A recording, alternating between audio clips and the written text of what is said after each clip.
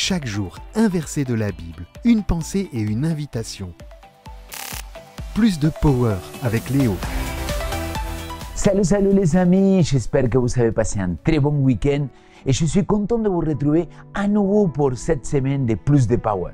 Il nous reste que quelques semaines avant de finir notre année ecclésiale et on entame les dernières Plus de Power de cette saison.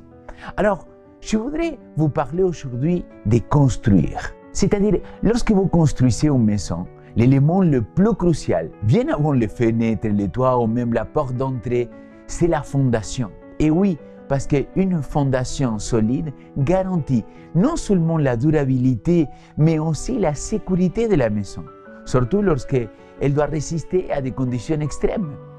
Dans notre vie spirituelle, il me semble que le principe est le même.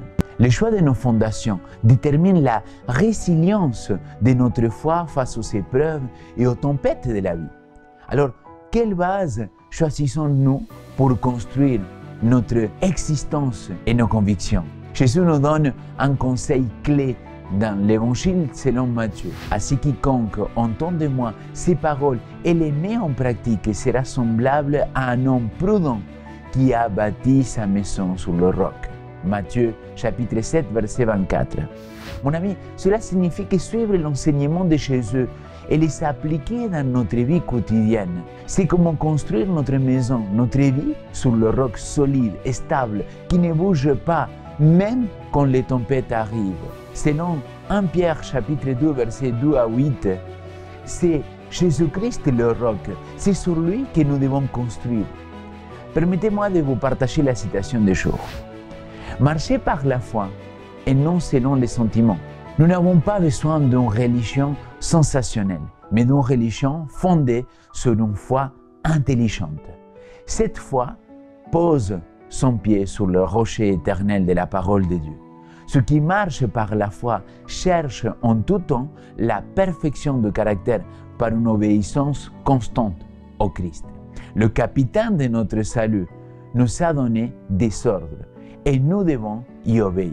Mon ami, cela nous rappelle que la foi véritable n'est pas basée sur des émotions passagères ou des sensations, mais sur une confiance profonde et réfléchie dans la parole de notre Seigneur. C'est cette foi qui doit nous permettre d'obéir et de chercher à perfectionner notre caractère à travers une obéissance constante.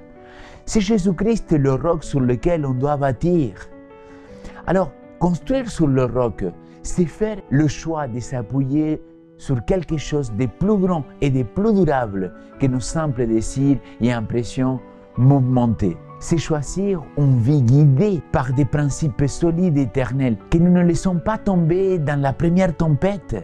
C'est pour cela qu'on a besoin de Saint-Esprit. Alors, pourquoi ne pas prendre un temps aujourd'hui pour réfléchir à quel point tu es en train de construire sur le roc, tes relations, tes amitiés, ta vie, ton église. Comment tu construis sur le roc? Comment tu laisses le Saint-Esprit te guider dans ta vie? Ce sont des questions que je me pose. Ce week-end, on a eu dans mes églises une investiture pour les enfants. Et le thème central, c'était construire sur le roc solide que c'est Jésus-Christ. Si les enfants ils ont pris ce choix, je pense qu'il y a une sagesse là-dedans. Je t'invite aujourd'hui à prier notre Père Céleste et qu'il te donne le power divin pour t'aider à construire comme des enfants sur le roc solide et sûr.